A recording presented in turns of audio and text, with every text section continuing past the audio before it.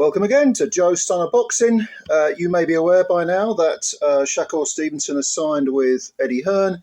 I did a video on it yesterday. A few people also did videos. And it's not really surprising that Stevenson signed with Hearn. Hearn had been sort of running after him and wooing him and,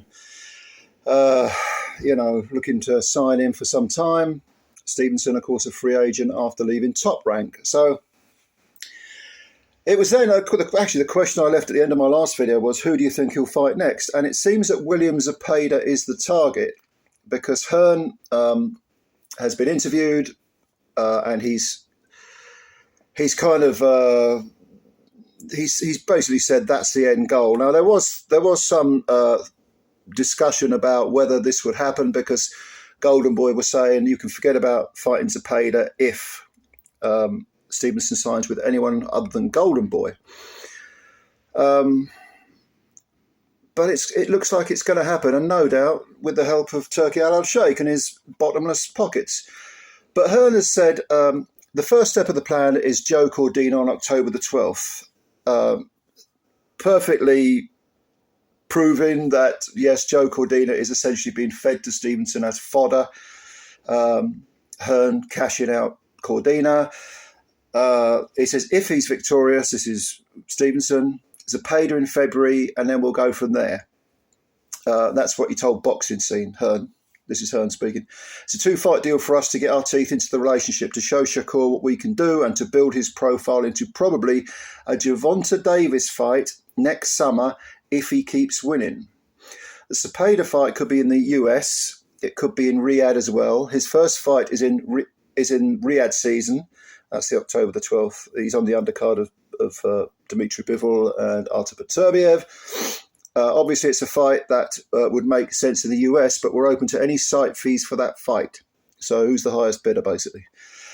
He'll be a headline fighter after fighting Cordina, but he was added quite late to October the 12th. Also, it is Bivol Beterbiev, which is a fight, but the key really was to get out and have that activity. It is I don't understand that. Also, it is Bivol Beterbiev, which is a fight, but the key. Well, anyway, I don't quite understand what that means, but they want him active, basically. I actually think the Cordina fight's a really good fight. Well, you would say that, wouldn't you, Eddie? You're a promoter, but you're cashing the man out, so stop talking bollocks. Joe was struggling really badly at 130. He's very, very skillful, Joe, and I actually think it's a brilliant matchup. And if he wins, Eddie, you'll be in tears, mate. You'll be in tears. I think it's quite a tough fight for Shakur. To be honest with you, all right, mate. He's a big favourite going into the fight, but Joe's got nothing to lose. He's up for it, and the plan for Shakur is to win that fight and then fight Zepeda in February, then move on to all the mega fights in 2025.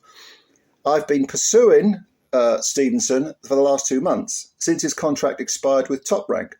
I met him in Florida after the Philadelphia show, and he's got a great team, Josh Dubin and James Prince, and we got on really well. But it would be wrong for him to sign a long-term deal with anyone. So this is a two-fight deal for us to work together, gelling the relationship, show him our value, and then move forward, hopefully, for the rest of his career.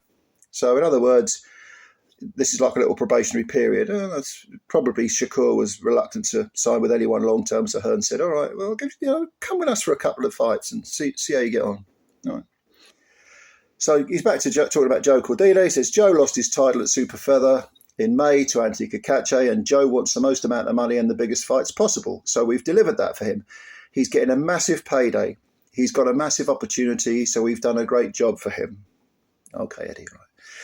Trainer relationships, like with Cordina and former trainer Tony Sims, who he left, which was a little bit surprising, I thought, come to an end. They've had an incredible run since his professional debut.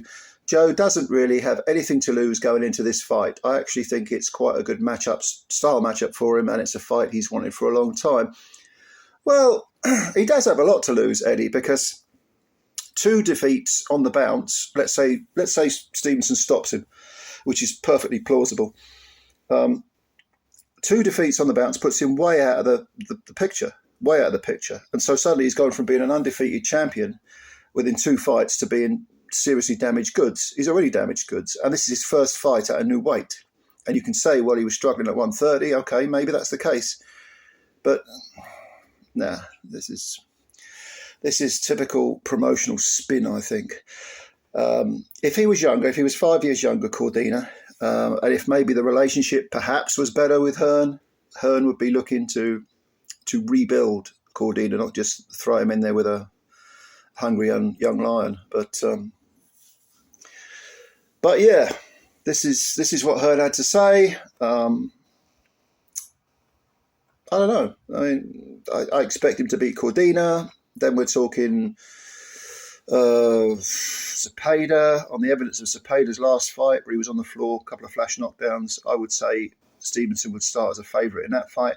But here's the thing. Stevenson is not an entertaining fighter to watch. And yes, I know the purists will say he's technically very good. You can respect someone's ability, but not find them very entertaining. And I personally, and I think a lot of people share this view, don't find him entertaining. He's just very dull to watch, very uninspiring to watch. Or there's no soul to watching him. There's no soul to his boxing. But I don't know. Maybe some people disagree with me. That's fair enough if you do.